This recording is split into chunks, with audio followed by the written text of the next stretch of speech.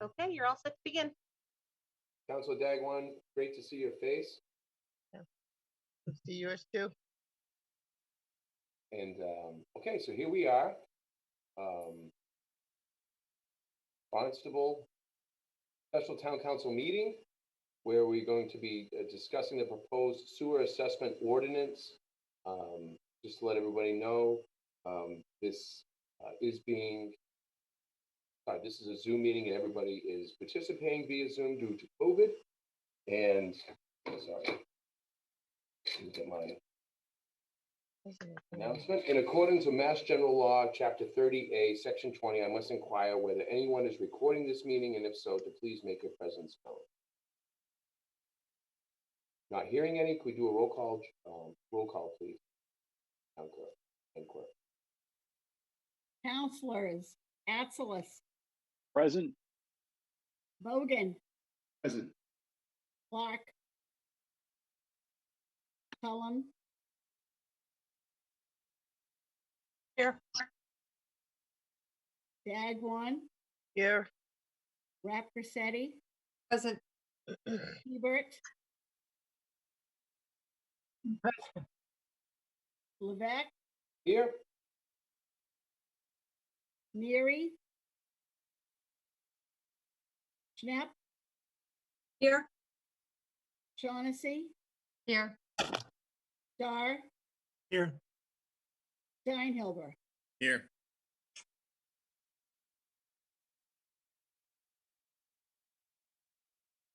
We have 10. Okay. If we could all stand for the Pledge of Allegiance and then pause a moment of silence, please. Everybody mute. Good, please. I pledge allegiance to the flag of the United States of America and to the republic for which it stands, one nation, under God, indivisible, with liberty and justice for all.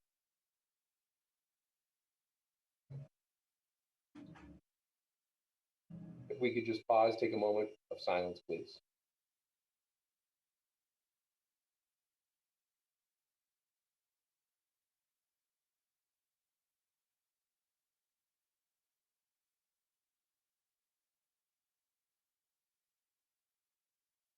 Okay, here we are.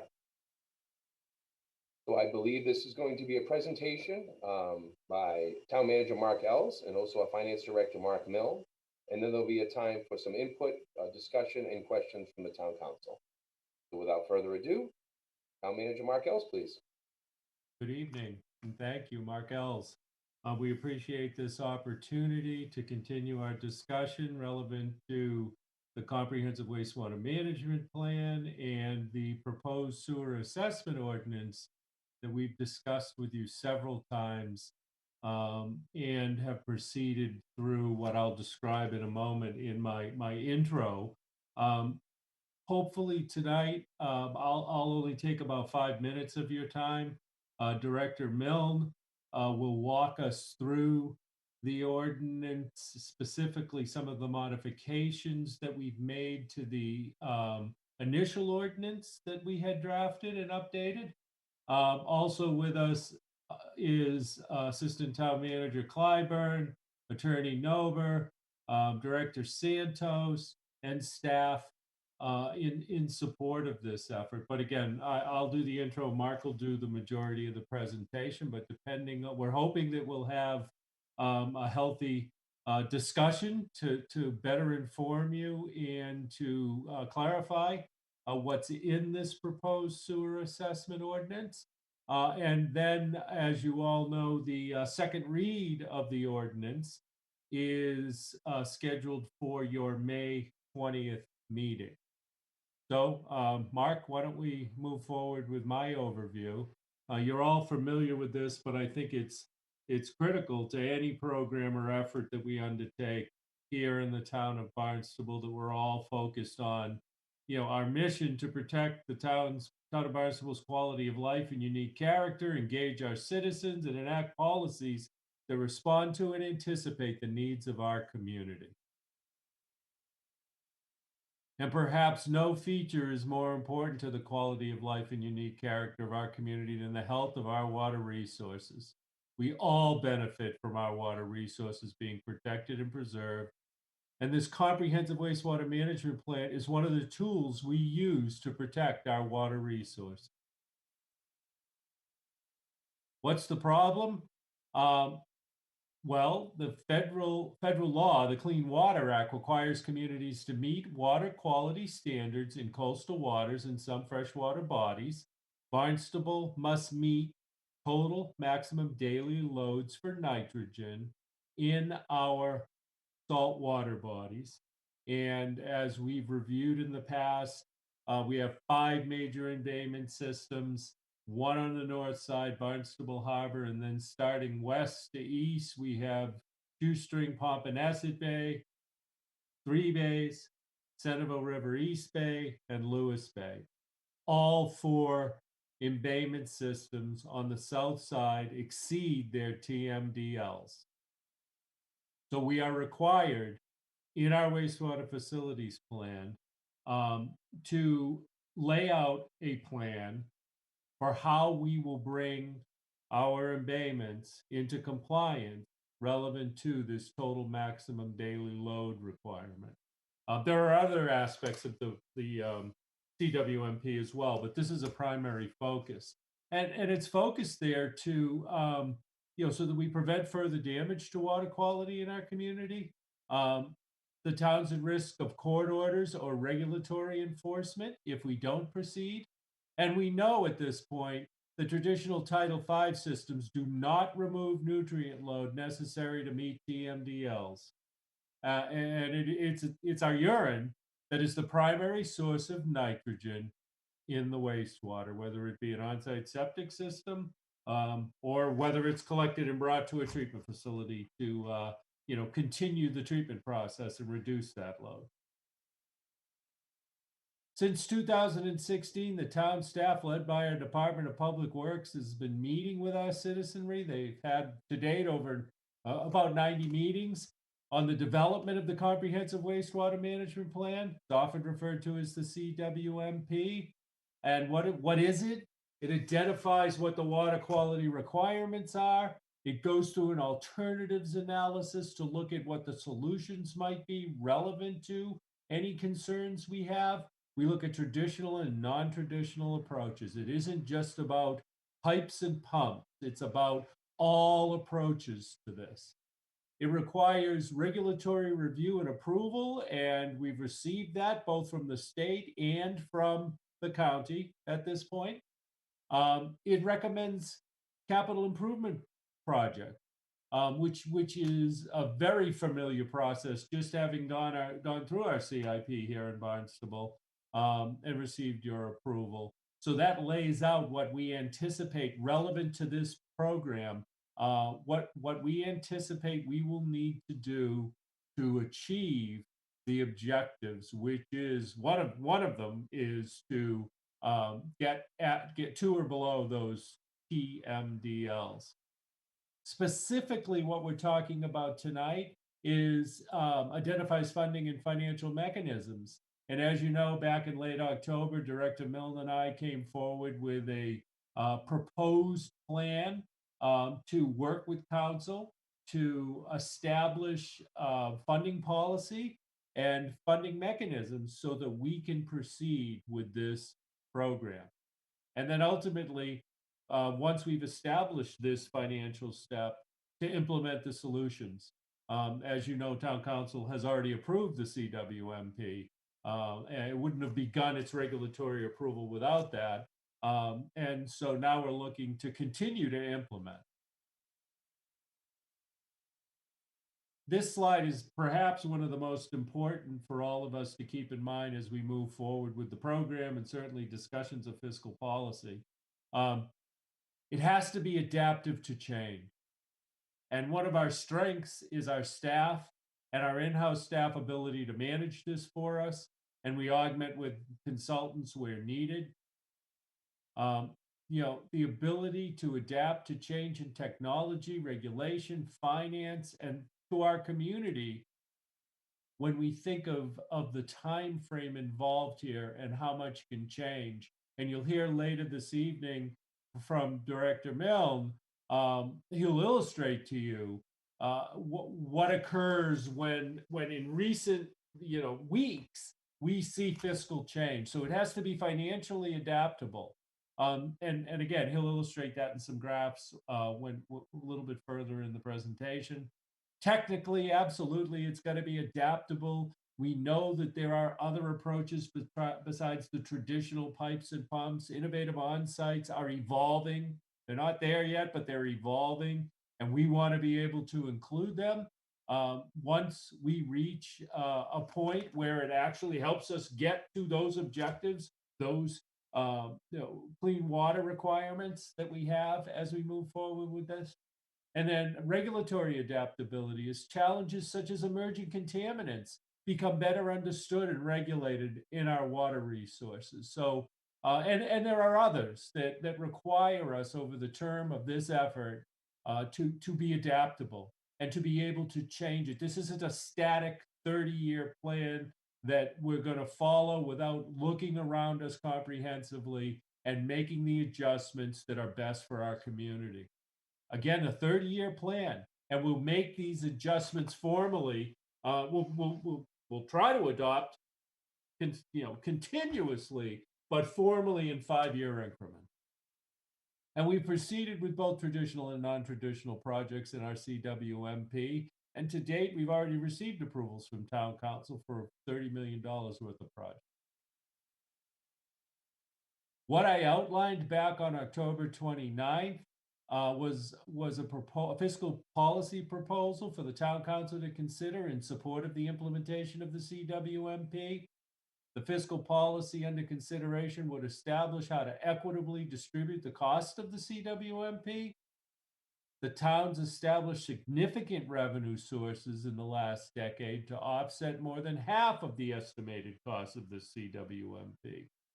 The policy under discussion is how to pay the remaining costs. And I've put forward for your consideration a proposal that really does this in 2 steps. First, review and approve a proposed sewer assessment ordinance, which includes a sewer assessment to each individual property receiving the planned sewer. And I'll just pause for 1 minute. A lot of the questions that we got from our public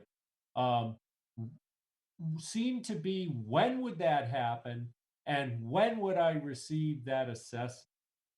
And, the answer is the assessment would occur when the sewer is made available to you in front of your property.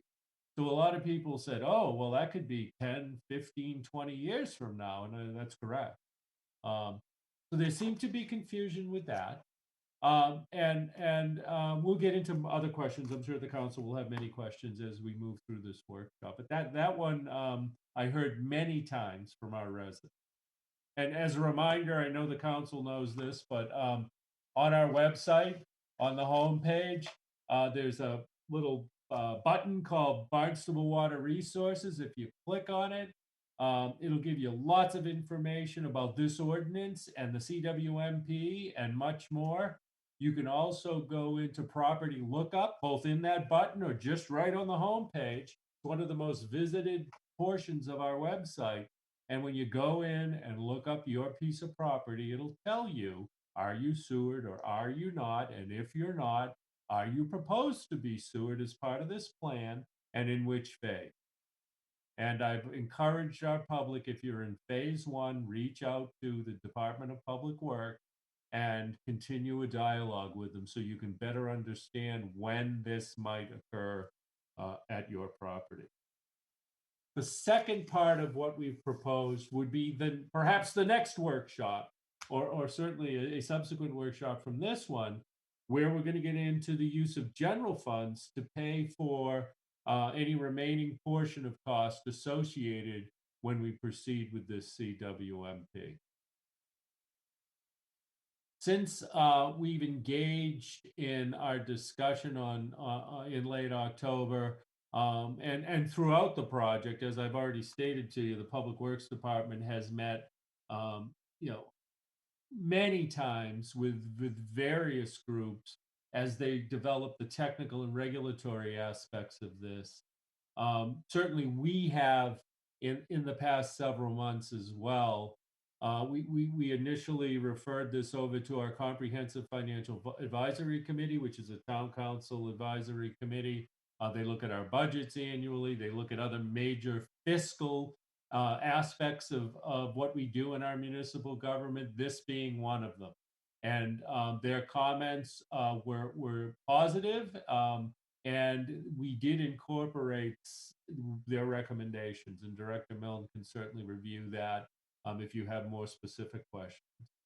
I've held, the town manager, I conducted 5 public forums, initially 6, and one of them we had technical difficulties.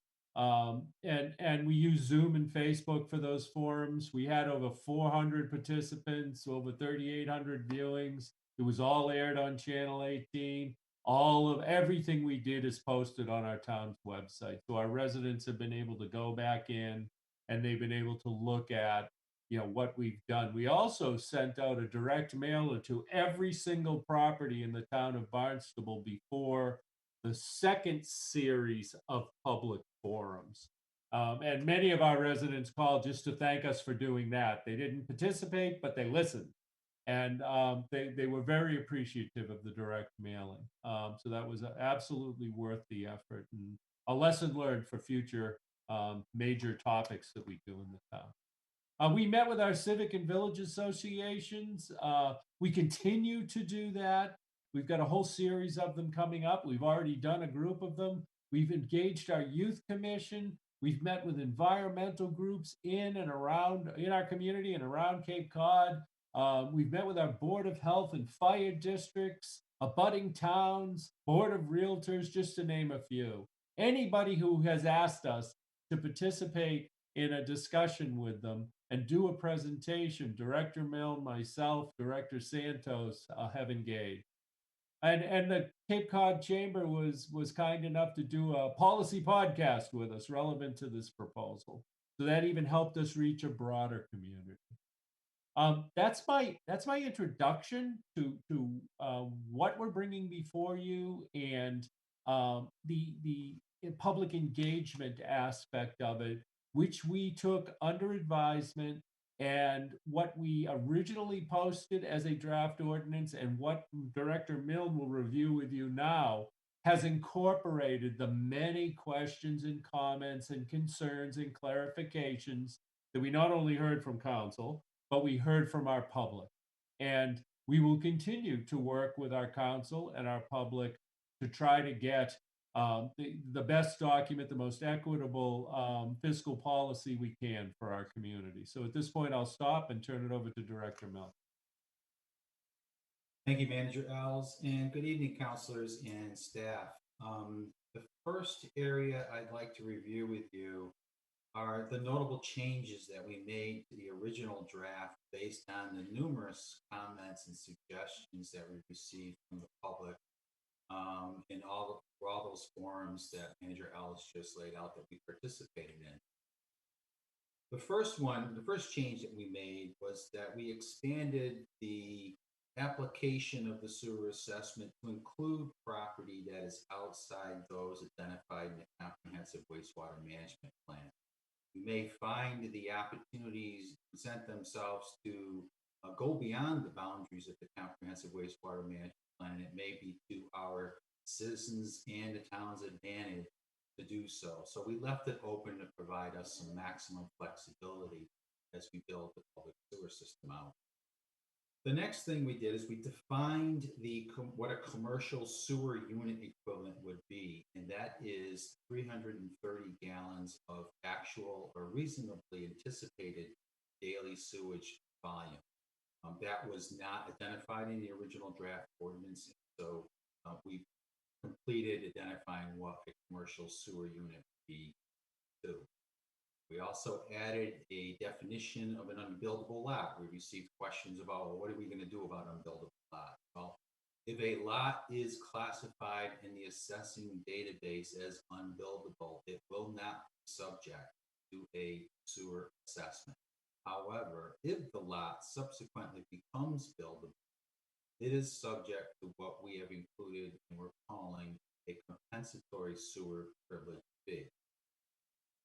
And what the compensatory sewer privilege fee is a fee that's assessed in lieu of a sewer assessment to reflect increased use of a property in situations where, number one, sewer assessment has been assessed to an undeveloped property based on the number of potential sewer units, and property is developed to accommodate a greater number of sewer units than that originally assessed. The second situation would be where a sewer assessment has been assessed to a developed parcel, and subsequently the use of that parcel has changed or intensified to accommodate a greater number of sewer units than that originally assessed. And third, when no sewer assessment was assessed to an unbuildable lot, and for whatever reason that lot subsequently is issued a building permit based on change situation, they would receive a sewer assessment. The next change that we made was to the definition of the residential dwelling unit. We were asked several questions about this. For example, will this apply to accessory dwelling unit? And accessory dwelling units do meet the definition of a residential dwelling unit. So we clarified that in the definition of dwelling unit. Any accessory dwelling unit that is not in existence at the time of the sewer assessment will be subject to the compensatory sewer privilege fee. We also tweaked the definition of a dwelling unit such that complete living facilities that contain one bedroom or fewer shall only do half a dwelling unit. This recognizes the fact that an accessory dwelling unit is much smaller than your typical standard residential equivalent, as well as studio condominiums, one bedroom condominiums. So we wanted to recognize those smaller units that are out there, that potentially be out there, and only assess them a half a dwelling unit or half of the amount of the proposed sewer assessment. We also added an option to defer the sewer assessment until a property that is currently undeveloped is developed. So a lot that is capable of subdivision would receive a sewer assessment in accordance with the number of sewer units that could be developed on that piece of property. However, we will give the property owner the option to defer that assessment until the land is developed. And that would carry a 4% interest rate. On the development of the property, the sewer assessment would be due within 3 months. So that gives a landowner under this situation a couple of options. They could either begin paying the sewer assessment over a 30-year period, pay it right up front immediately, or defer it until. We also added the deferred option for a sewer assessment for our eligible elderly low-income property owners. This provides some unique situations that you have in town where we have an elderly low-income homeowner. This would give them the opportunity to defer that assessment until the transfer of the property. And we also added a description of an abatement process that property owners could follow if they feel that the sewer assessment was applied to them. And finally, we eliminated the sewer development charge. At the suggestion of our finance committee, they felt it was just another layer and another charge already being piled on to sewer assessment, a connection cost, a general fund contribution, and it was confusing for many as to what a systems development charge was actually trying to accomplish. And so we removed that from the ordinance. As we redefined this ordinance, we found a couple of additional actions that the town council would need to take in order to implement the ordinance as proposed of areas. One of them being that 30-year amortization of sewer assessment will require the town council's adoption of Chapter 83, Section 15. Another area would be that the council would need to adopt Chapter 83, Section 16G, for it to allow those eligible elderly low-income individuals further sewer assessment. Next, I'd like to cover the assessment methodologies that we are allowed to use, the recommended proposed sewer assessment amount, the application of the sewer assessment, financial implications of.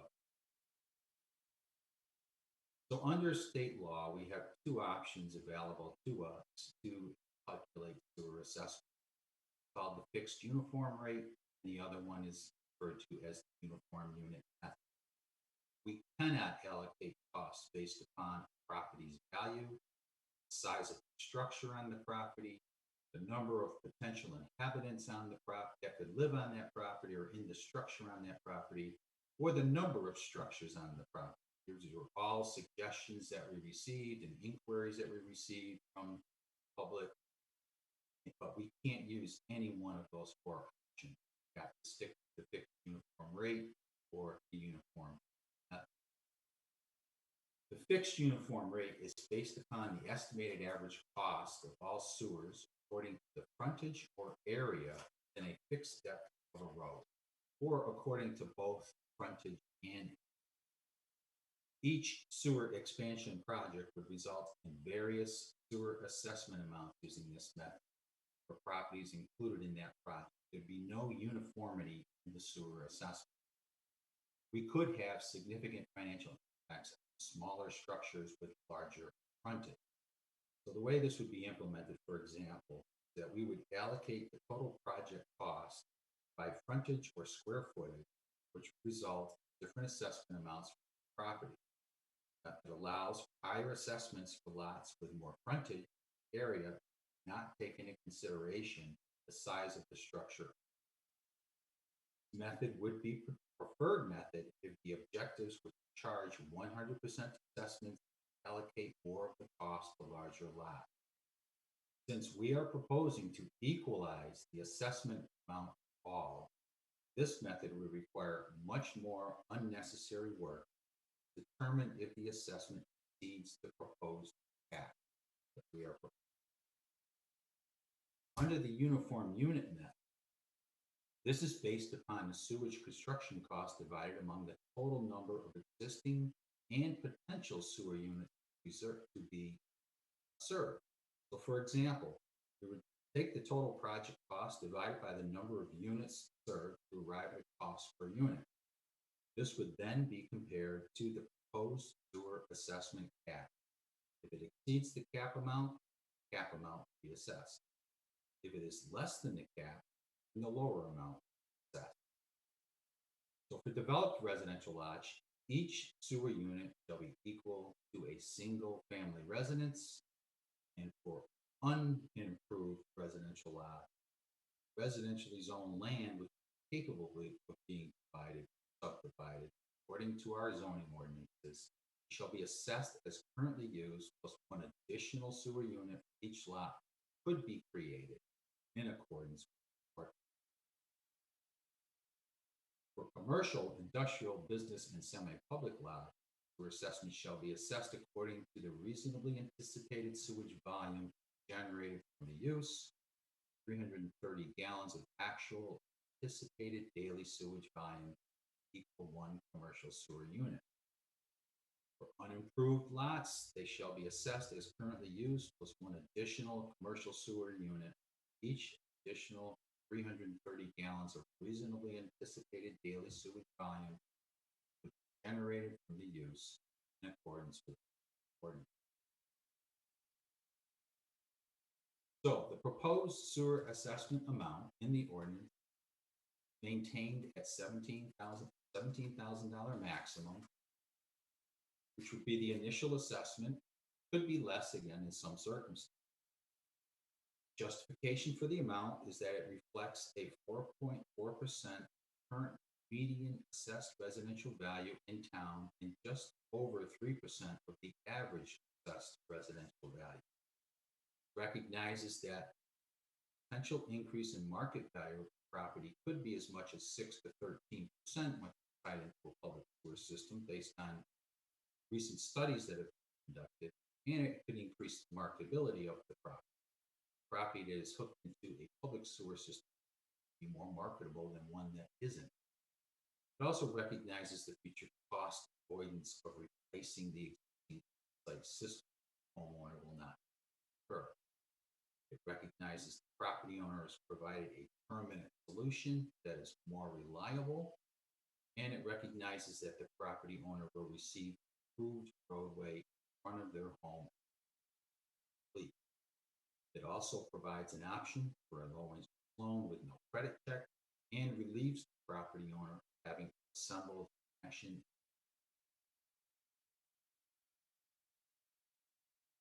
The application of the sewer assessment. This only applies to new sewer customers. Existing customers, those that currently have the ability to connect, are exempt. So anyone that's currently already tied to our public sewer system will not receive sewer assessment, nor will anybody that currently has the ability to connect to our public sewer system has not done so. The assessment occurs at the time property has the ability to connect to the public sewer system, not when the property acts. Town Manager L stated earlier, the sewer line is put down in front of the home, functional, and you tie into it. That's when you're. It can be paid in full at the time it is assessed, or partially paid with balance apportioned for up to 30 years, or the full amount portion for up to 30 years.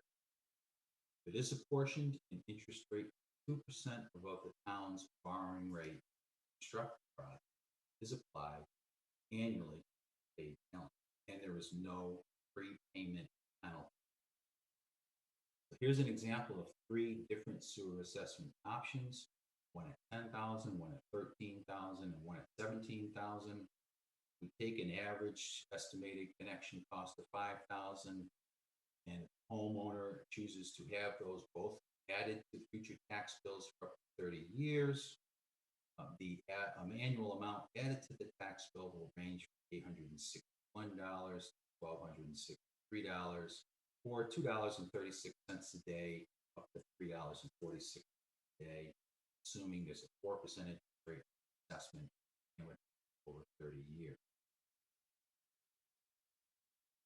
So what do we do for the remaining funding gap? Because the sewer assessment at 17, 10, 13, or 17 will not pay for the entire remaining cost of the program. We have to fill the funding gap with a general fund contribution.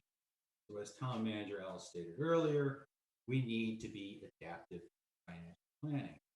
So we have built a financial model that includes over 24 different financial assumptions. Here's a list of some of the key financial assumptions that are built into this model. We review these on a regular basis, adjustments to them as more information becomes available. And you'll notice on this list, one of the key financial assumptions is the Cape Island Water Protection Fund subsidy. Last week, the Water Protection Fund announced the first round of subsidy. Barnstable, fortunately, will receive $12 million in subsidies over the next 4 years. Total contingent subsidies awarded for $71 million. $31 million were awarded for projects that were included on the 2020 and 2021 intended use plans for the Massachusetts Clean Water Trust, and Barnstable received $11.2 million. Barnstable also has $16.5 million of pre-existing debt, which is debt that was issued prior to the comprehensive wastewater management, which is eligible for the water protection subsidy. We received just under $1 million to help offset pre-debt books. And again, this will be paid out over a 4-year period. Just for informational purposes, the total revenue collected by the Water Protection Fund from its initiation in July of 2019 up through February of 2021 was $21 million. $2.5 million of that was generated in the town of Barnstable. So that means the fund needs to generate another $50 million over the next 4 years to meet those contingent subsidies that were awarded of $71 million, which they should be able to do because they are projecting to generate over $15 million a year. This is a list of the projects that were on the 2020 and 2021 intended use plans for Barnstable. I do want to note that CW 2018 and CW 2043 and the 2021 pump stations are all sewer enterprise fund projects and not the wastewater management program project. Therefore, the subsidies will flow to the enterprise.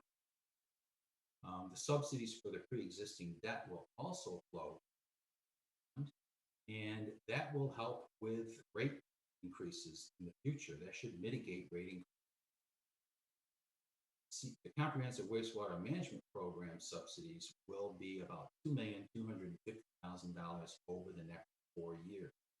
So we plugged that number into our rate model, and this is what we came up with for the remaining funding gap at those 3 different sewer assessment levels of 10,000, 13,000. You can see in 2023, the general fund contribution begins at about $1.3 million for all 3 scenarios, rose to about $10.5 million with a $17,000 assessment to $12.5 million by year 10 with a 10 assessment. Here is the tax bill impact on a $500,000 assessed value home. Under each one of those scenarios, again, it's about $35 a year for the year 1 for either one of those scenarios, and it grows to $282 by year 10, $17,000 debt assessment to $339 for 10. So it's not under any one of these situations or scenarios, it is a significant general fund contribution. And so in conclusion, under any one, again, significant contribution over time. Additionally, all 3 scenarios provide for a substantial subsidy to impacted property owners. We have already identified more than 50% of the funding needed to implement the program. Not being proposed to have 100% of the remaining funding gap covered by sewer assessment, only an equitable amount that attempts to reflect the additional benefit received by this group of properties being hooked into the sewer system. So that concludes my presentation, and I think, up for questions.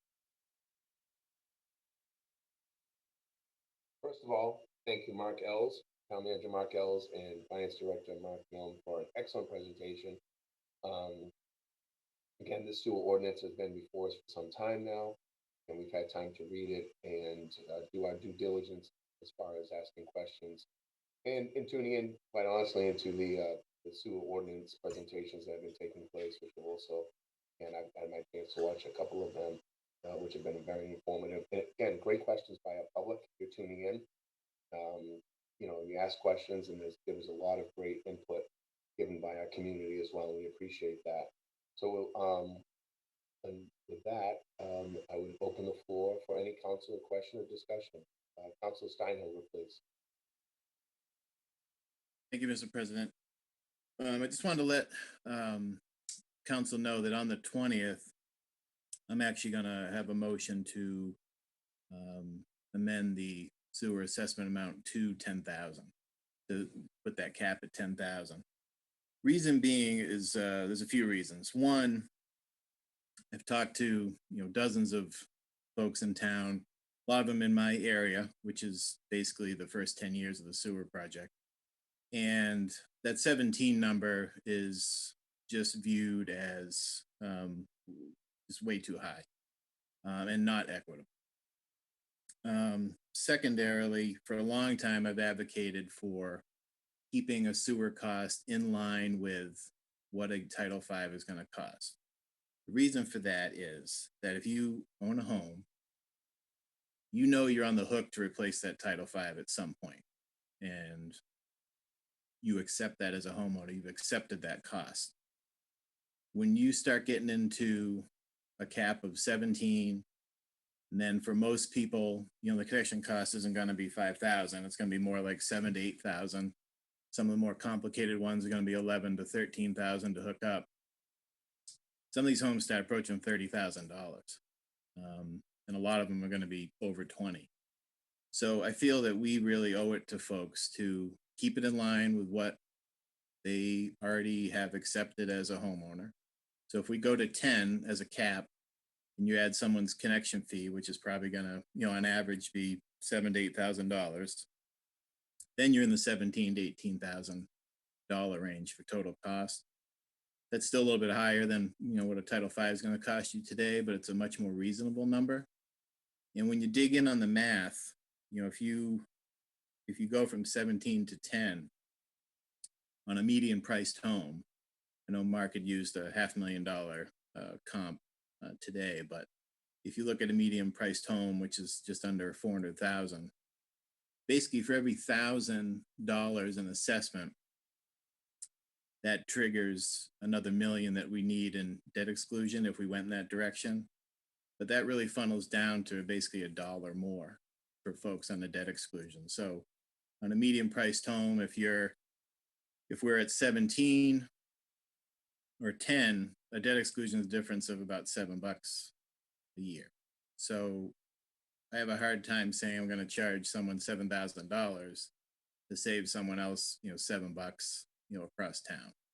I don't think $7 or $10 or $20 or $25 or $30 is really going to break the back on whether or not someone's going to vote for a debt exclusion if we go in that direction, because it doesn't amount to all that much. And again, because of the really kind of outpouring that I've had about that cost, and just people, it's just kind of blowing their minds, that cost. I think we really need to keep that reasonable. And I'll just say in general, I think we all need to really look at the budget a lot tighter going forward. I think if we decide down the road that we want to do a debt exclusion override vote, we better make sure that we wrung every single dollar out of our budget before we go ask folks in town for more money. So we're going to have some really hard decisions coming up, starting in this budget cycle that's going to be starting in September. And I think we really need to take a hard look at everything in our budget. We have to do our due diligence, be tremendous stewards of taxpayer dollars, and show them that we are being reasonable, we're being judicious in how we're spending, and we're putting everything we possibly can to make this an equitable, financial situation for them. So I just wanted folks to know that I will be making that motion to set the sewer cap assessment at 10,000 next meeting. Thank you. Thank you, Council Steinhelber. Council Cullen, please. Yes, thank you. And thank you, Counselor Steinhilber. I think that's a good way of approaching things. I wondered if Director Milne could go over the last two slides again, just so I could see the difference between the 7,000 and the 10,000 one more time. And if you wouldn't mind going over those two slides one more time, I would really appreciate it.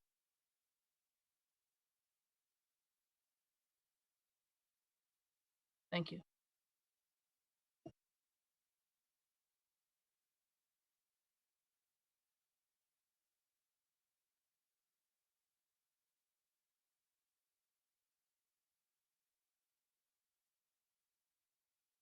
Okay, here's the first slide. Again, not a significant difference between what the general fund contribution is with a $17,000 assessment versus a $10,000 assessment. It is a significant amount over 10-year period. We're talking $10 to $12 million of the general fund contribution that will be required. And this is the tax bill impact at a $500,000 assessed valuation. I picked $500,000 as I think the median assessed value is going to increase significantly over the next year or two because of what's happening in the real estate market. We can provide an illustration of what this is at any value pretty easily. But this is quarterly, right? No, this is annual. This is Annually, okay. actual impact from the general fund contribution. Okay. All right. Thank you. You're welcome. Thank you, Councilor Cullen. Any other questions? Councilor Clark, please. Thank you very much, President Levesque. If I could use some clarification, I believe from Director Milne, for understanding that lots that could be developed are going to be assessed when the sewer comes by that parcel. So does that inadvertently put pressure on a property owner to develop the property to recoup the expense that was on what originally was an undeveloped property? It could, well, that's the reason why we put in the deferred option. If a property that has the potential to be developed will receive a sewer assessment based on the number of sewer units that could potentially be developed there. However, we're offering the option to defer that assessment so they don't have to pay it immediately. And so that would be an incentive not to have to develop the property immediately in order. And if I may, once should it become developed, then you assess an interest rate to recoup what would have been collected if it had been developed sooner. Is that the way it goes? If it does become developed, then they have to pay that sewer assessment within 3 months. And during the period of time that it remains undeveloped, it could remain undeveloped for 10 years, let's say. So during that period of time, they would carry a 4% interest rate on the sewer assessment that is due at the time it is assessed. So it is assessed once that sewer line is put in front of the property, but they don't have to pay that assessment, but they will accrue a 4% interest cost on that assessment for that 10-year period. And if I may follow up, please. So that means if they never develop it, they'll always have a deferred assessment. They will only incur, right, they will only incur an interest charge during that period of time. But if the property changes ownership, then it will happen. Understood. Most And likely. if I could, it's an annual interest charge, so they will pay an annual interest charge each year, 4%. For undeveloped property. Yes. Thank you. Thank you, Councilor Clark. Councilor Cullen. So with regard to Stewart's Creek residents who already have the sewer, how is that handled with them? I know there's a number of properties that are still not hooked up. And I know that this model that we're talking about now requires everyone be present and accounted for and hooked up as soon as possible, with the exception of a few things that you just spoke about, Mark. Are we going to kind of loop back and ask people to have the option to sign in to hook into sewer, to hook in Stewart's Creek too? I think it's kind of, if there's still people hanging out there that have the pipes running in front of their house and they're still polluting the embayments with nutrients and things like that, shouldn't we ask them as well to step up to the plate and hook up? I think it's Mark Ells. Well, a couple of things. All the properties in the Stewart Creek area received their betterment at the time of the project being completed. Mhm. So they all have paid Right. or have agreed to pay over time.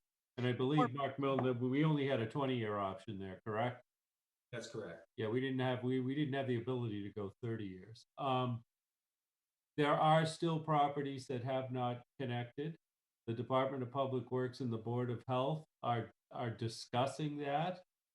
They would have a connection charge that they would have to pay, and then they would pay the annual user fee once connected.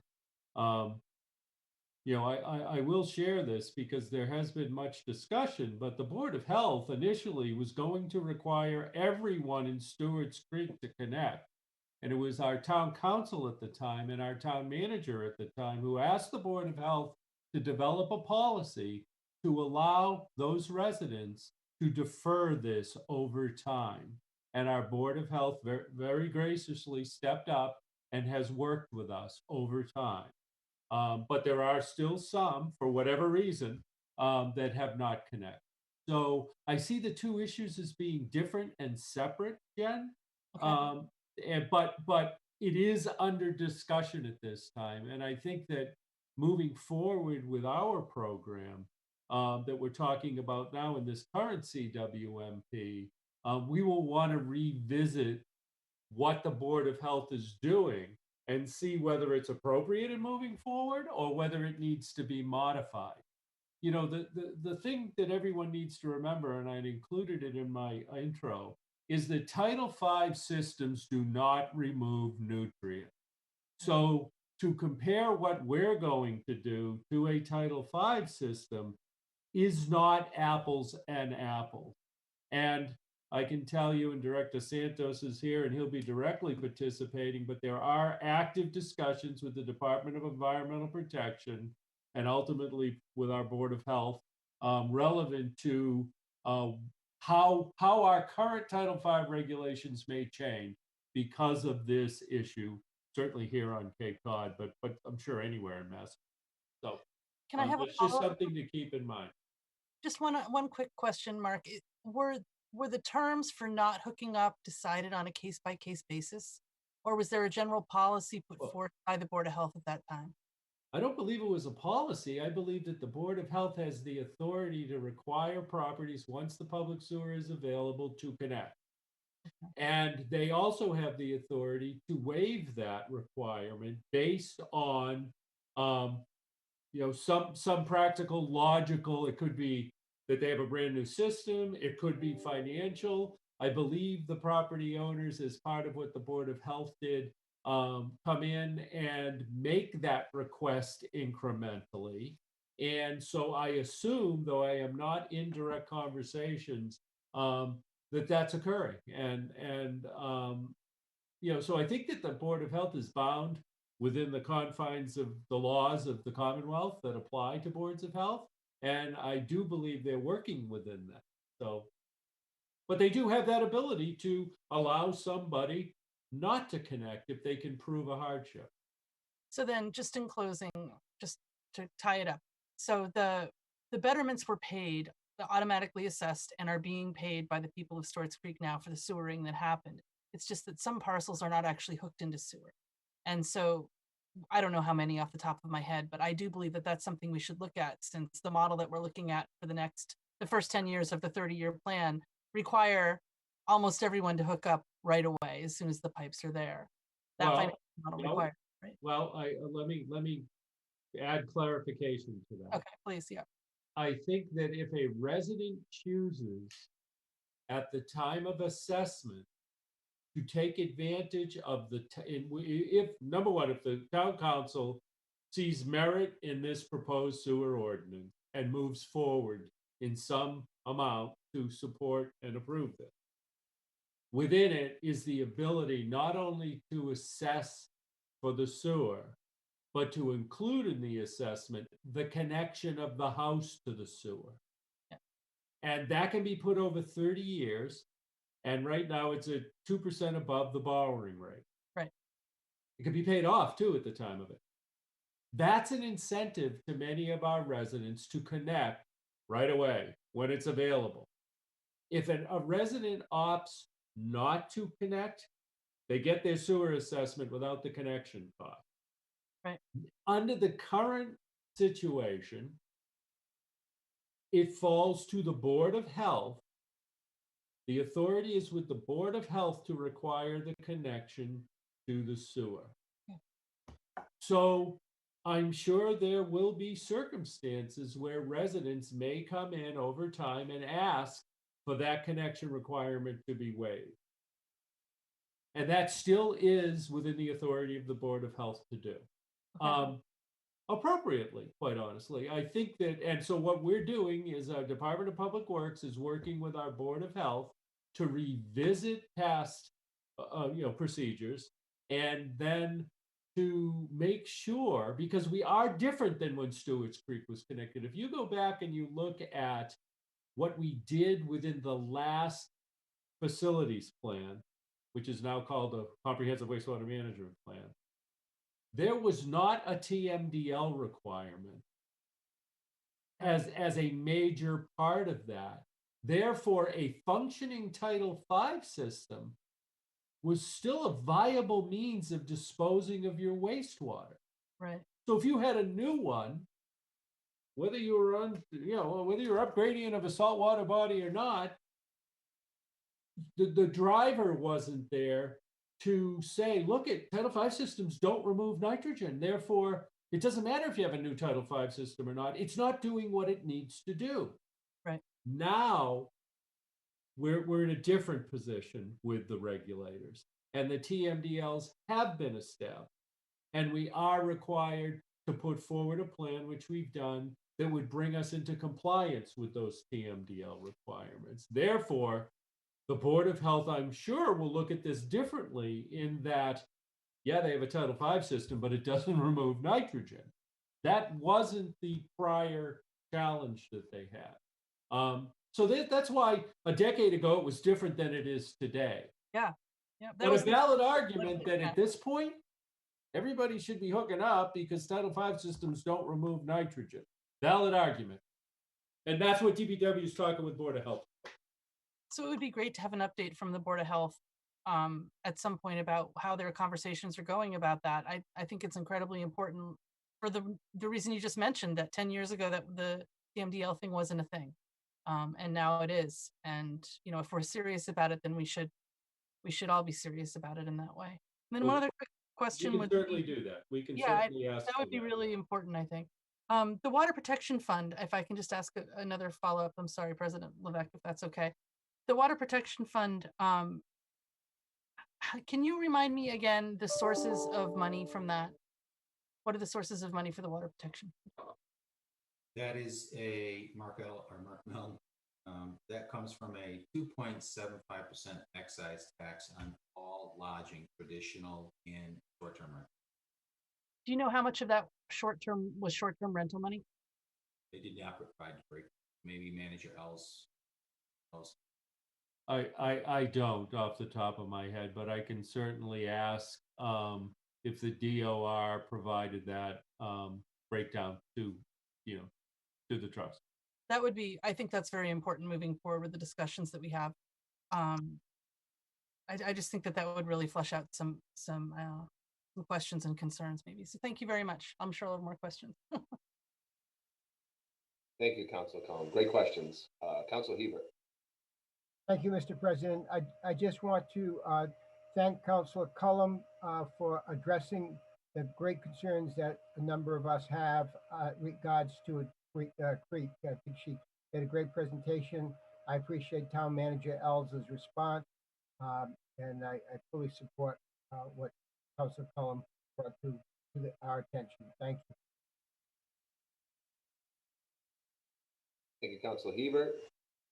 Councilor Neary, please. Thank you, President Levesque, and thank you, Mark, both Marks, for the presentation and the information. I'd just like to say I agree completely that the assessment needs to be set at a lower amount. $10,000 makes sense in the regard that we still don't know what the final cost will be regarding the project and what the future sources of funding may, come to be. My hope is that alternatives, possibly federal and state funding participation, these things can dramatically change the funding needs as this program rolls out. We're going to be breaking ground. We've got some money in reserves. I just feel that the impetus would be to set a lower amount out of the box to kind of figure out where it all falls. And certainly, additional funding sources, additional savings, looking at the budget next year are all very important factors. I do have a couple questions, if I may, that have been kind of addressed and maybe just some clarification. You mentioned, Director Milne, the elderly, it's a low-income assessment abatement. I'm feeling pretty old these days. So what what is the age that would qualify someone for being elderly? I guess would be a question if that's kind of dialed in. And I'm not picking. I just think that there are some factors out there that we're going to probably have to have some specific directives. So the first question would be maybe if you could elaborate a little bit on elderly the abatements. I understand when the house gets sold, then pain would come due, but how are we going to set limits on that? And the second question, I don't mean to overwhelm you, is how will we be proceeding with residents that reside in phase one, in the sewering areas of phase one, and require sewering upgrades now? I think we need to really have like a dialed in specific response to how we proceed with that. It would just seem frankly tragic if I lived on a road that's gonna, we follow the schedule, get me availability to hook up in sewer, and we're in 2021, let's say in 2026, but yet I've got to fund a maybe a Title V as it exists today. I just, your thoughts, and maybe if you could elaborate on that, I appreciate it. Sure. Thank you for the questions, Counselor. So for the elderly exemption, it's known as what's called a Clause 41A. You have to be 65 years of age or older. You can't have more total income from all sources exceeding $40,000 a year. There are residency requirements. I believe you have to be a Massachusetts resident for at least 10 years, and you have to have had a primary home in the town of Barnstable for 5 years. I think those are the major qualifying components. And if you meet all of that criteria, it allows you to defer that assessment. You could also defer your property tax, by the way, under that program. But if we decide to accept that section of the general law that I outlined tonight, I believe it's chapter 8316G, it would allow the homeowner to defer the assessment as well as the property. And that deferral incurs an interest charge of 8% per year. However, the town council could adopt a lower interest rate, as low as 0% if it wanted to, on the deferral. So we found that tool available. We thought it would really help our elderly, low-income homeowners who are part of this program. So we threw it into the proposed ordinance. It will have some ability to build the system out, offer opportunities for those seniors to stay in those homes and not have to incur the cost until they decide to transfer. Your second question, yeah, I think Town Manager Els will also respond to this as well. But I think, you know, as we build the system out and that situation occurs like you described, I think we have to have a plan in place that offers alternative temporary solutions to homeowners in anticipation of the sewer coming down their street, and whether that's a pipe tank or some other solution that is viable on a short-term basis until we get public sewer to them. We have to look at all those options that we make available so they avoid having to pay the full cost of replacing their on-site system before we get down there. We're coming in the near future. Yeah, if I might, and thank you, Mark, for those answers. Mark Ellis, Town Manager. You know, I think that this is an important enough issue that perhaps a workshop with, Board of Health and Town Council and staff might be in order, because we need to make sure that this is done in an equitable and appropriate manner for our residents, for our water resources, and certainly we're more than happy to bridge that gap between the two bodies. But boards of health are such a significant part of this issue in Massachusetts that I certainly think that at least some regular dialogue might be beneficial to answer the types of questions Councilor Cullum has, but then beyond in this program, and then to make sure moving forward that good communication for the sake of our residents is occurring. So, but it doesn't have to be limited to some date in the future for a workshop. I just think that's a good way to allow for dialogue and understanding. I can just tell you, Director Santos is directly involved through his staff, working with health, as I am, a little bit less directly, and we will continue to do so here forward. So, but I do think this continues to come up, this issue of connection, past and future, and I think it would be important for that opportunity to have that communication directly. If I may, Mr. President? Yes, go ahead. Yeah, as a follow-up, yes. Thank you, Manager Ellis. I agree. I think that these questions we need to really have from an operational standpoint. Let's just say we've got an answer to the individual question. So when it comes up, it becomes really part of the process. There's no, waffling back and forth. It's, this is what we're going to do. This is how we're going to do it. And that way the resident in town is clear in terms of process. But I appreciate that. Thank you. Thank you, Councilor Neri. Councilor Cullum. Told you I'd have more questions. For Director Milne, are these guidelines for elderly people, is that decided by state statute, or do we have any latitude there, like $40,000 a year, any of the time that people have lived in Barnstable, how long they've had a home here? Is there any latitude for us to decide that? Yeah, they're established by state statute, Counselor, and Okay. there are two components that the council does have latitude over, and that is income amount, which Okay. was established at anywhere from $20,000 to $40,000. The council has already adopted to increase the amount to $40,000. Yeah. Statute. So we've done that. Actually, we did that probably 15 years ago. And then the second item that you do have latitude over is the interest rate of 8%, statutory set interest rate, and you could adjust that to something lower. And age, because Neri's not 65, so I don't know, we might need to. Can't change the rule, unfortunately.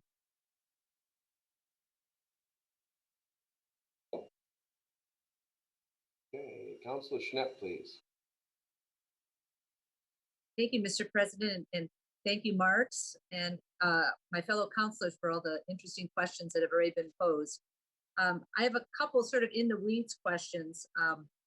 One is, you had mentioned that any land that is already sewered or is able to be sewered, existing customers, was that a policy decision that they would not be assessed for any future connections to the existing sewer?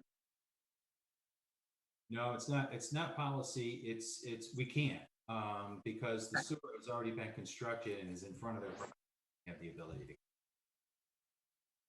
And you can't do anything like the compensatory sewer privilege fee that we're doing for new.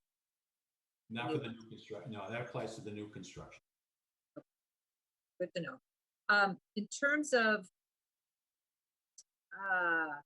the commercial, if we are to lower the overall assessment from 17,000 to 10,000, that also affects the commercial payment of the assessment, right? Because their commercial unit is equal to a residential unit.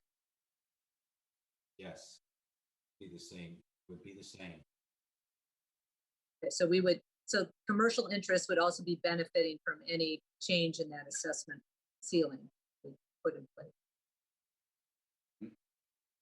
In terms of, this may be just a question that would be hard to answer off the cuff. Do we know how many of the areas that are going to be sewered are under private roads? And because I'm looking at, the added benefit that residents will have that are going to be assessed for the sewer, that they're actually going to get significant improvement in their road quality. We can certainly accumulate that information and gather that information. I don't have it available tonight, but we know what roads we're going down. We plan it. Okay. We can make a list as to which ones. Okay, thank you. I have information on that if you'd like it. Director Santos, please. It's about 45% private road and 45% public road, and then the remaining 10% we have county roads and state roads in town. So that's about what it is now. Thank you. Thank you, Director Sanchez, for jumping in. Thank you, Vice President Schnepp, for your question. And Council Rep Rossetti, I saw your hand up. Thank you, Mr. President, and thank you for the presentation, Mr. Mill and Mr. Els. In looking at the ordinance, we talk about the assessment being adjusted annually. And I know if you take 3% rate of inflation, in the value of $17,000 in 20 years is going to be maybe $9,000. So I'm just wondering how you're going to, how you would figure that out. But more importantly, the number of parcels being sewered in our CWMP. Have you created the figures, and I'm sure you know them off the top of your head, if we weren't to impose a sewer assessment? What would that look like for the entire general fund contribution? Is it another $16 million? Or if we reduced it to 10, we're talking about perhaps reducing it to 10, are there 1,600 parcels? Does that equate to $16 million? Or can you speak to that? And then I have one other question. So let's see. If we were not to charge any assessment,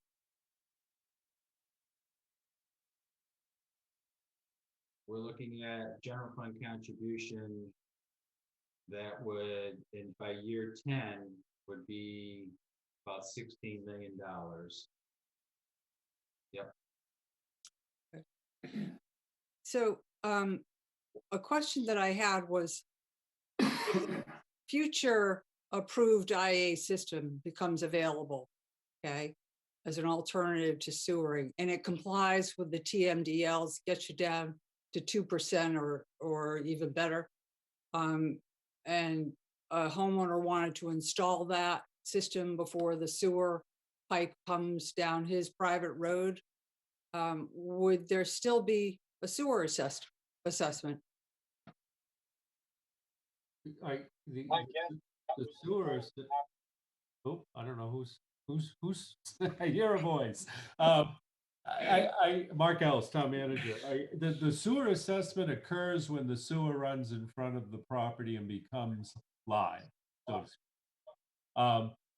So I would contemplate, as we review and adapt our plan, that if some point innovative systems collectively become approved and can help us reach our TMDLs, the town needs to embark on a broader discussion about the oversight and management of those individual private on-site systems.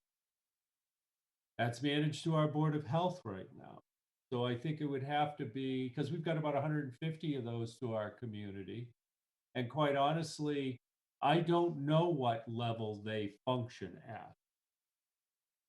As property changes, we would have to make sure that the new owners came in and continued to manage and monitor and sample and comply with whatever those treatment standards were individually. So my point is, we are in the process of looking regionally.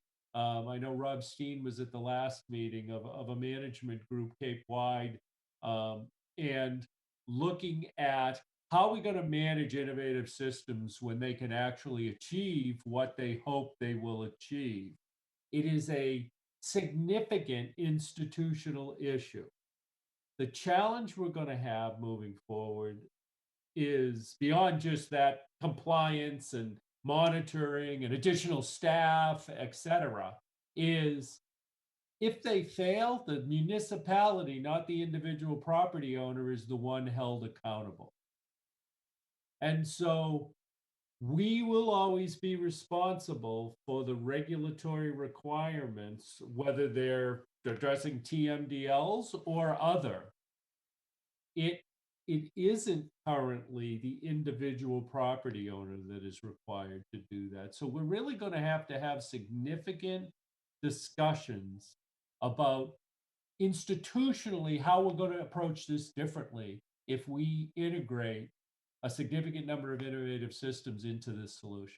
So I'm not saying that we're just not there yet. That's not the way that we approach this. And it's either, it's the individual private owner that it falls to, but that really doesn't give, our staff the ability to ensure to the regulators that will remain compliant and effective. I know that's a long answer, but we've got challenges trying to move forward with this too. So when we get the question, well, if I can put in a system that'll take it down to 2 or 3, isn't that good enough? And can't I avoid being sewered? It's not a simple yes or no answer. Because at the end of the day, if that property owner sells it and the next one comes along and says, I don't know, I lived in Worcester and I was sewered, and what is this? I'm not going to maintain that. Then, and not to pick on people from Worcester, I should have used Chelmsford. That's where I'm from. I think that is a management challenge that every community will have as they begin to integrate these types of systems, which we will have to do. Integrate these types of systems into the solution. Okay, thank you for that. Follow up if I could, please. Please. When the wastewater treatment plant was originally constructed, how was that paid for? It was 90% state and federal, 10%, I believe, local, but I don't know. I would have to go back to the records and look. In general, there were 90% grants for wastewater treatment and 50% grants for sewer expansion. And that ended in late 80s. And it transitioned between late 80s to early 90s over to the state revolving fund. And now everything is a low interest loan and at times a principal subsidy. Mm-hmm. And that's pretty much where we've been since 91. Oh, thank you. Thank you, Councilor Representative. Any other questions? Councilor Atzelis, please. Thank you, Mr. President. Just echoing some comments by Councilor Steinhilber and Councilor Neary. I've certainly had some troubles with the $17,000 number from day one. I know we all would probably agree that any additional financial burden we're putting on residents is not one that we feel good about. But if there has to be participation from homeowners who are connecting, I'm certainly more in favor of a lower number than 17,000. With that in mind, is there any mechanism for property owners who have to hook up to have financial hardship to seek an abatement?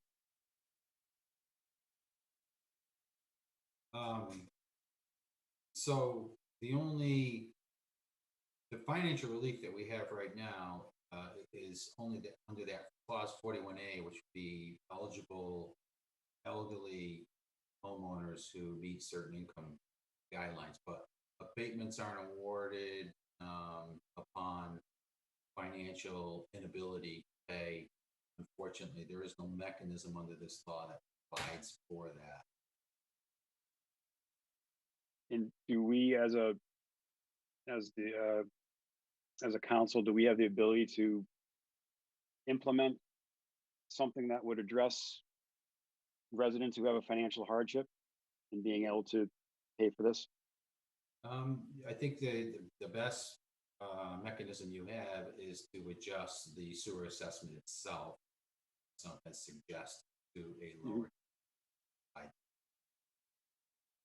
And Okay. another option that you could do that is much more progressive in nature would be to implement a higher residential exemption. In fact, right now we're at 20%. You could go as high as 35%, and which in many cases for those low-income individuals and lower property value homes, with typically the lower income individual living in, you could completely eliminate the annual cost of sewer assessment with a corresponding reduction in their property bill by increasing their. Okay, thank you. And in turn, though, that would put more of the tax burden on commercial real estate, though, correct? It would put more of the tax burden on second homeowners and private homeowners who have a value of around $1 million or shifts more of the burden onto those homeowners. It does not impact the commercial or. That's right. Thanks for clarifying that. I couldn't remember off the top of my head. Thank you. Councilor Starr. So, thank you. Mr. Milne, when you figured the $17,000 assessment, not everybody was going to pay that much. But when you put the figures on a graph, do you assume everybody's going to pay, do you just start with that, or do you have an average number of what people would pay? Does that make sense? So 17 was the top, right? Yeah, 17 is the max. Not everyone will pay 17,000. We will have some projects where the cost per sewer unit ends up averaging to be less than 17,000. For example, I think we'll find that situation when we put in a main trunk line up Strawberry Hill Road. That trunk line will not only service direct property of butters who live on Strawberry Hill Road, but it's ultimately going to carry sewage from multiple neighborhoods off of Strawberry Road. So we are required to allocate the cost of that general benefit facility out to every one of those properties that will have its sewer flow ultimately go through that main trunk line. So therefore, the people who live right along that main trunk line will probably have an assessment that's less than 17. Okay, that bothers me. I would rather see you take the number of units in the whole phase and divide it by how much it costs to put the trunk lines in and the offshoot lines. And we're not allowed to do it that way. We have to separate the cost of the general benefit facilities from these special benefit facilities. And so it's an advantage if you live along, a main trunk line, you potentially receive an assessment underneath any proposed cap. So if we set it at $10,000, most everybody would pay that probably at that point. More so, yeah, more likely, more people will pay that same amount then, the lower we go, absolutely. They'll eliminate, those types of situations where people who live along these main trunk lines will potentially receive a lower assessment than everybody else. So just to get specific, what happens, say Bell Tower Mall? We just approved 28 units of housing to be developed inside that building. If that's hooked up, is that some of them are single units, so I guess they're half units. So each one would pay 10,000. I mean, half a unit at 5,000 to hook up. Yeah, if it's one or fewer if the unit has one or fewer bedrooms, the proposal is to charge it a half sewer unit. So if the sewer assessment's 10,000, then each unit that's one or fewer bedrooms would only receive a $5,000. Okay, thank you.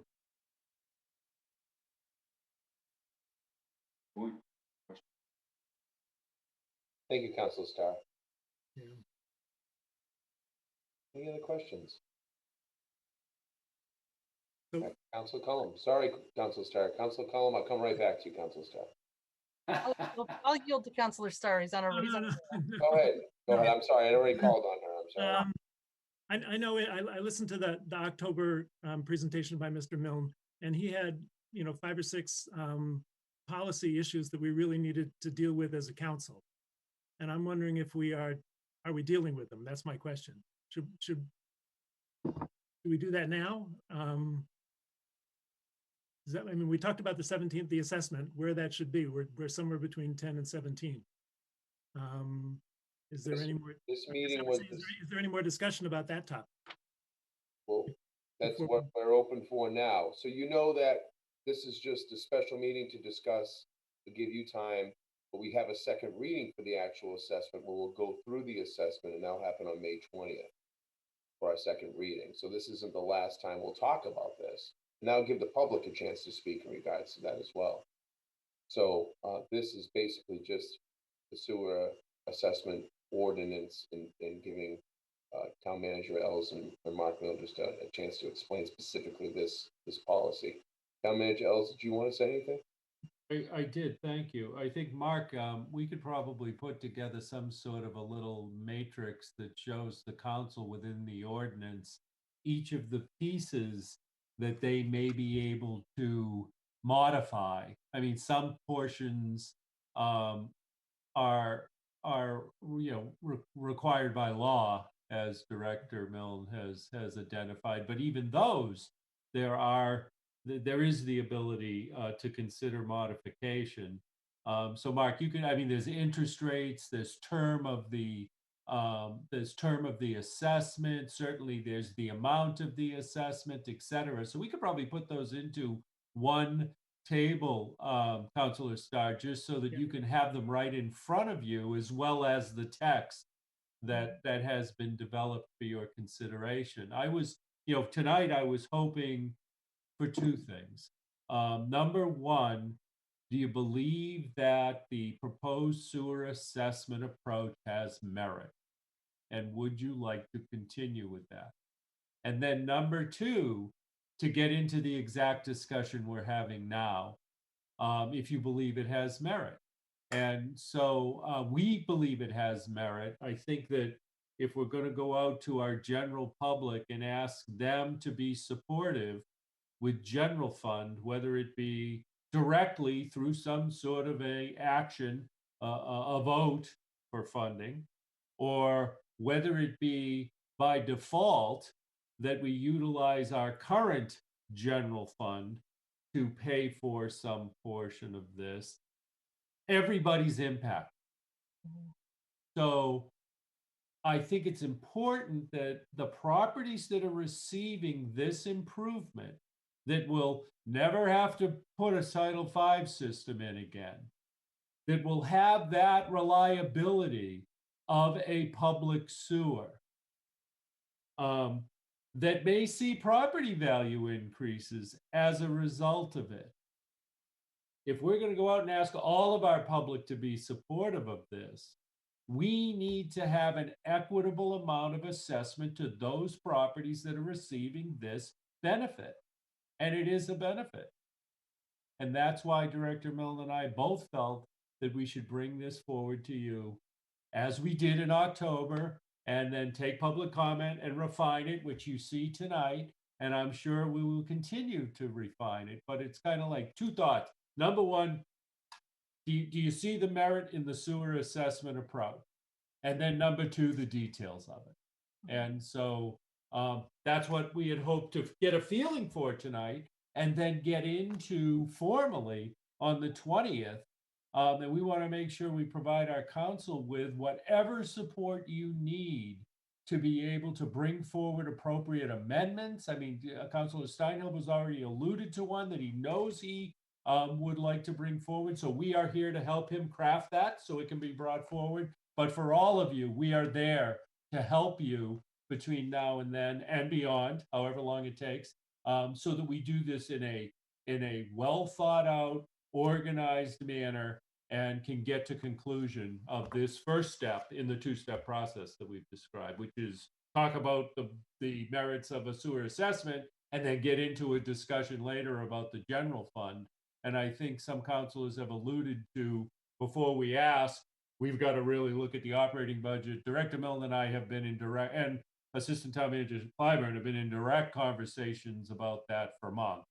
And so we'll have many suggestions about how to constructively go forward to be able to help you all make those ultimate decisions that you're going to have to make relevant to an ordinance or a budget. Thank you. Thank you, Manager Ellis. Gordon? So to continue, no, I think that the sewer assessment is a great way, is going to be a good component of what we finally come up with. You know, I live in Barnstable Village. I will never have sewer, but you know, my septic goes to the sewage plant. You know, I quahog and clam on the south side.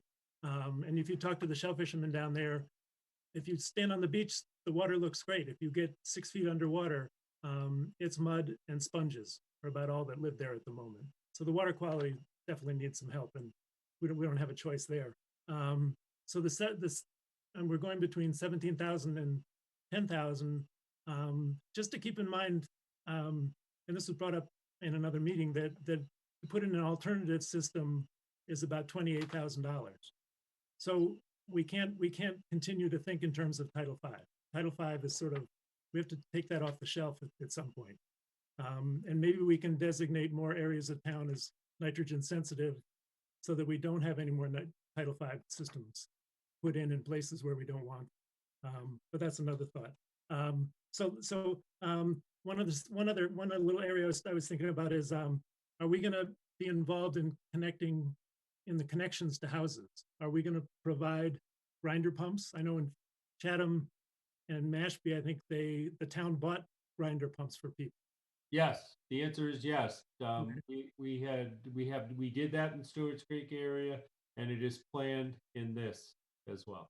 So that's an option. They can either do it privately or have us do No, it. the grinder pump comes with the Okay. package. The connection, whether it be a gravity or a grinder pump, is what we're talking about in the connection cost. Okay. So, and another issue, just while I've got the floor here, is there Andrew Gottlieb wrote a letter to the editor the other day in the paper that talked about a 40% tax credit for sewer hookups. Is there a state tax credit? Anybody? There is a state program that allows for tax credits. Maybe not all eligible qualify for it, but there is a program. For some people. Okay, we should make that available, or learn more about it. Thank you. Thank you, Councilor Starr. Great input. Thank you. Any other questions, comments? Councilor Cullen? Don't forget about me, my word. Sorry.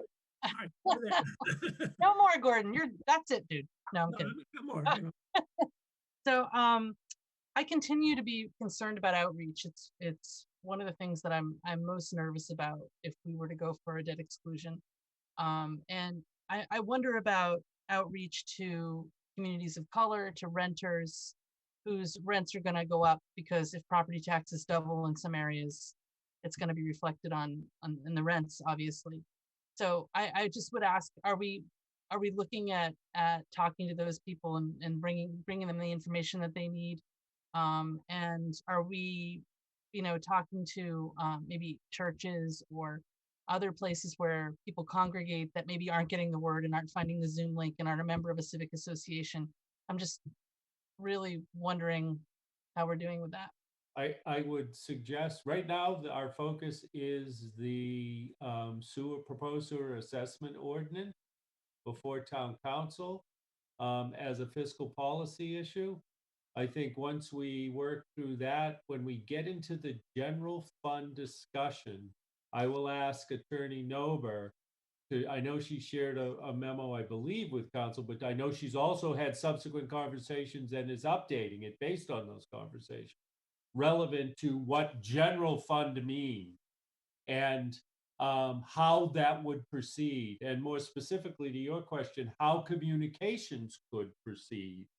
And so I would just ask that at this point, I don't believe that I can get into that level of detail, and meaning on the general fund side, and specifically something like an override or a debt exclusion. I don't know. If, that's all. I don't know if Councilor Nober, but we will, to the degree that we can, provide support and certainly engage our public. We will. I believe we've demonstrated that we will try to do everything possible to do that, and we will continue to do that, to the point that Director Santos has put together for us a very detailed communications public engagement program for this effort, and over the 30 years of the effort, not just its construction, its financing, its connection, it's every single aspect. And it becomes a model for not just this program, but really for every program that we're going to embark on here forward. Because again, that's why we're here, to serve our public. So, but I don't know if Karen Nova wants to say anything at this point. Maybe not. But. Yeah, no, I'll jump in for just a minute. I just wanted to mention that, I mean, there really are a lot of restrictions that apply to use of public resources in connection with ballot questions. There are much fewer restrictions on elected officials, but there are quite a few restrictions on appointed officials. And even the elected officials have the same restrictions on use of public resources. So you have more latitude in what you can say than the appointed employees. But there are very strong restrictions on the use of public resources, not just to advocate for a ballot question, which you clearly couldn't do, but even in the distribution of what is considered objective information. So I am working on guidance that I will provide to the council and to the department heads of the town, just to make sure that we all understand where the lines are. That would be really helpful, because I think there's going to be a lot of questions, not just about the nuts and bolts of it, the effects of it, but also like kind of the emotional journey that we're going to take people through, this emotional journey of debt, you know? And one of the things I've been thinking about is, you know, because property values are rising so rapidly, I actually reached out to the Hyannis Chamber to engage people, engage banks, to talk to people about evaluating what their home equity is like. I think that people might feel better when they realize what they're sitting on. And maybe that hasn't happened in a lot of areas. I just think outreach can happen from a lot of places besides the town on this issue. So it's an opportunity, I think, for the community to come together on that. I know that our hands are tied on a lot of things, but nonetheless, ultimately, as elected officials, it's our responsibility to get the truth out and the word out if we can. And I worry about the renters, especially because we already have this housing crisis. And, you know, one of my constituents called me and said, if this goes through, it's $17,000, my tax bill will double. Mm-hmm. You know, and that's a really big deal. And if you own a property that you're renting to somebody and your tax bill is doubling, their rent's going up $150 a month, $200 a month, and we end up displacing people down the line for that. So I just think, however we can show people to get creative, or maybe like reevaluate their net worth. Maybe they haven't gone to the bank in a while. I don't know. Maybe not everybody's signed up for Zillow, but I think it's an important thing that we open people's minds a little bit more, the possibilities that they may have financially.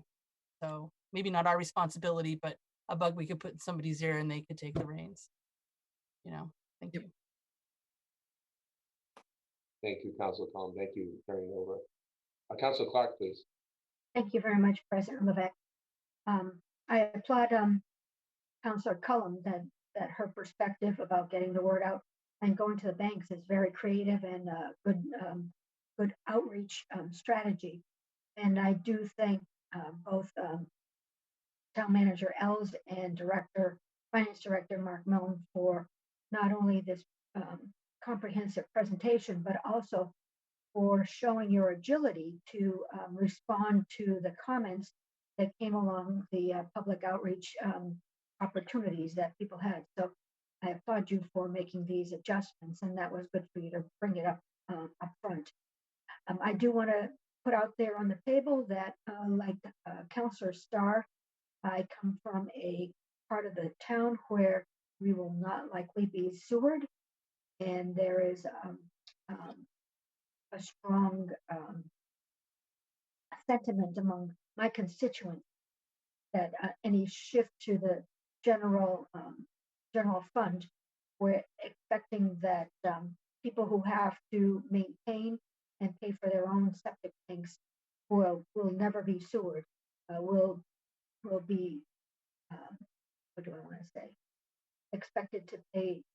Uh, I think there is an expectation to participate, but to what degree is reasonable, and where people are paying for their own septic tank maintenances, pump out, and and reinstallations of septic tanks. There is no extra compensation for them at this time. So I put that on the table for the people who will never be along the sewer and who will not have their property values increase because the sewer comes by their property. Thank you. Thank you, Councilor Clark. Good input. Anybody else? Not seeing any other questions. I just think it's important to remember that really the whole point of doing this is not only the cost of what it's going to take for a sewer assessment and the cost of hooking up and the cost, but just I think it's important to remember, and I know Director Milne has mentioned this a number of times. The point of this is to assess not only a cost, but to assess a value. Because this is really what it comes down to, is there's a value added to people's property when this happens. Not only are we going to make our water quality better, not only is this going to help to save our bays, but it's going to help people in the long term when they have the ownership of their homes, that they're not going to have to replace septic systems moving forward. The people who get sewered, this will be an added value that they'll get back, an investment that they'll get back on property value. And again, in their fees, eventually, amortized over the life of the septic system will go down. And as what has been talked about, both by Town Manager Els and also Councilor Starr, is that Title V systems here on Cape Cod going to be a thing of the past, most likely, because they don't address the PMDLs that we're going to have to adhere to. So alternative systems, which will be more expensive, not only to install, but to maintain. And there'll be more responsibility placed on the owner as these things move forward. So again, I think it's important, and I appreciate Director Milne's wisdom in regards to these things, because again, it comes down to not only the cost, but the value. So any other questions, comments? Town Manager Els. Thank you, President Levesque. Mark Ellis, Town Manager. In moving forward to May 20th, it's my recommendation to Town Council, so that myself and Director Milne and Attorney Nober can listen and actively participate, and so that all town councilors can do the same. Certainly, President Levesque will preside over the meeting in review of the ordinance, but it's my thought to bring in a facilitator to help us step through each section in an organized manner of the ordinance, of the draft ordinance. If you're wondering my thought process, we went through a very complex regulation when I'm on the board, and I was the chair of the subcommittee in the creation of the Cape and Islands Trust Fund method for subsidization and the regulations. And we did it the same way both times. So if you have time to go into that website, take a look at that process.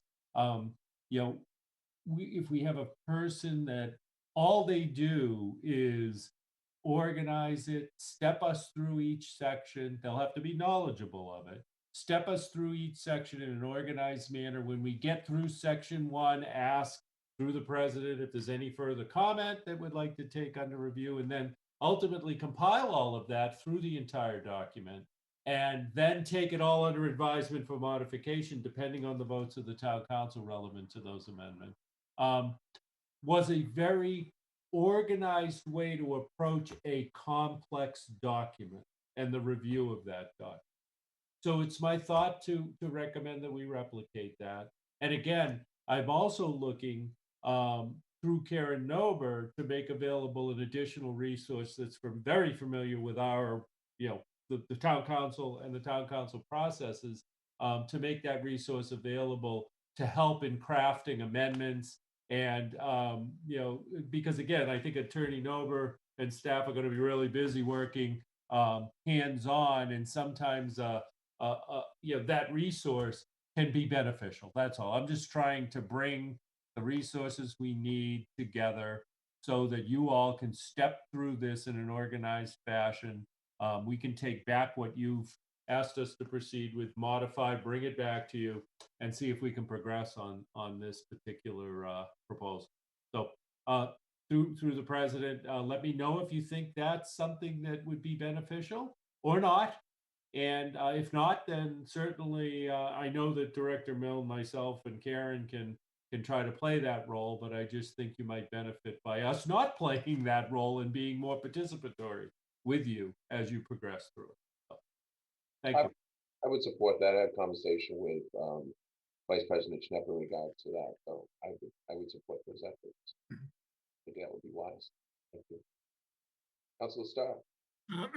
I wholeheartedly support that also. One other issue I just wanted to throw out, and maybe somebody can talk to me later or something, but in the 208 water program, there's a whole chapter about how, as you develop your CWMP, you also need to think about the implications of how having sewers in different parts of town will change the density and change growth. And, we have the CWMP is designed around lowering the TMDLs, but it's not necessarily focused on village centers. I mean, do we want growth in village centers, or do we want growth wherever the sewer goes? Should people be allowed to build more densely than Title V would allow them to? And where should they be able to do that? And I think that's a whole planning department discussion that I'm not sure is going on, and we should think about it. Well, we're at Mark Ellis, town manager. Excellent question, and absolutely the case when you install infrastructure. It is the underpinnings for how a community moves forward, certainly. But actually, the timing is good in that where the town council has supported us in moving forward with our local comprehensive plan. And I do believe that the two together, I mean, the comprehensive wastewater management plan is really subordinate to the local comprehensive plan and should be supportive of those goals that our community plans for as far as growth Barnstable wide, growth within each of our villages. So I do think that we are contemplating that, and we are moving forward with that right now. In preparing the facilities plan, though, that discussion wasn't absent. We sat with planning and we looked at what exists, what zoning is, and what might occur as far as future growth as a result of infrastructure. So it'll be important to understand those assumptions, make sure our community supports those assumptions, and then that jumps us to the adaptive nature of what we need to do here. Because if we find that our community doesn't support some aspect, we need to reflect that in our local comprehensive plan, and we need to incorporate it into our infrastructure planning, this being a major part of that. So I hope that makes you feel as though, okay, you are thinking about it, because we are. And but it's absolutely been a topic of discussion, the last time we did it a decade and a half ago, and this time moving forward with this effort. And just as long as something is in place when the first house hooks up, there should be a policy in place.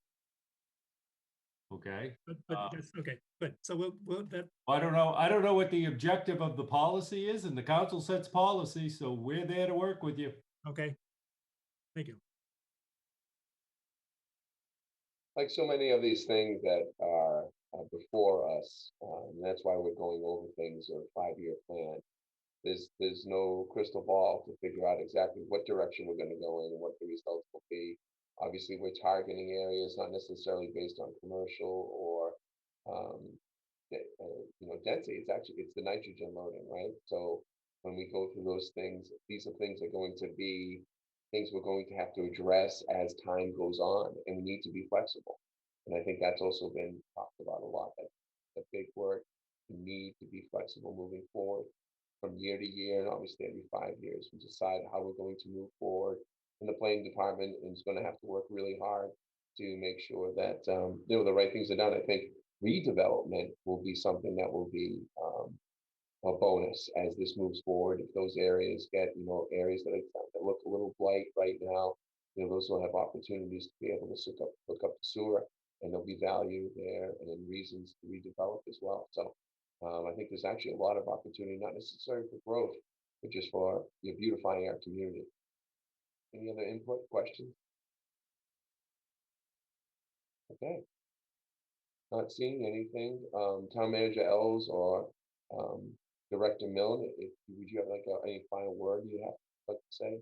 You guys, I really appreciate you both putting this together. I think it's been excellent. Right on target. It's exactly what when leadership talked about putting this together, I think exactly right on target of what we wanted to discuss. So just wanted to make sure there weren't any other topics or any comments you'd like to close with. Oh, I thank you for taking the time to hold a special meeting, and we appreciate it. Yeah, much needed, and I think was necessary.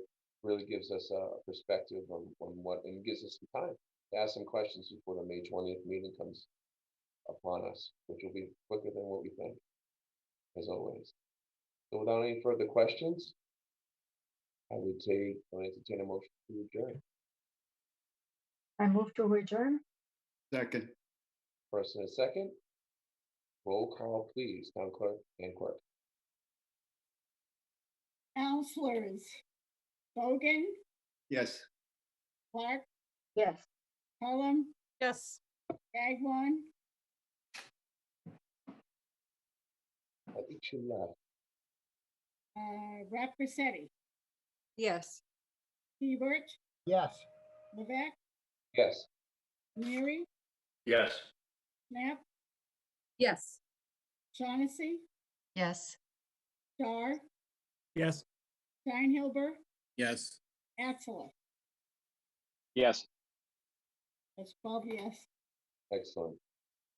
Well, have a great night, everybody. Thank you so much for your time, spending the extra here in the month of April. And we look forward to seeing you soon. Thanks so much. Thank you, directors. Thank you, Thank you. council. Your feedback. Thank you.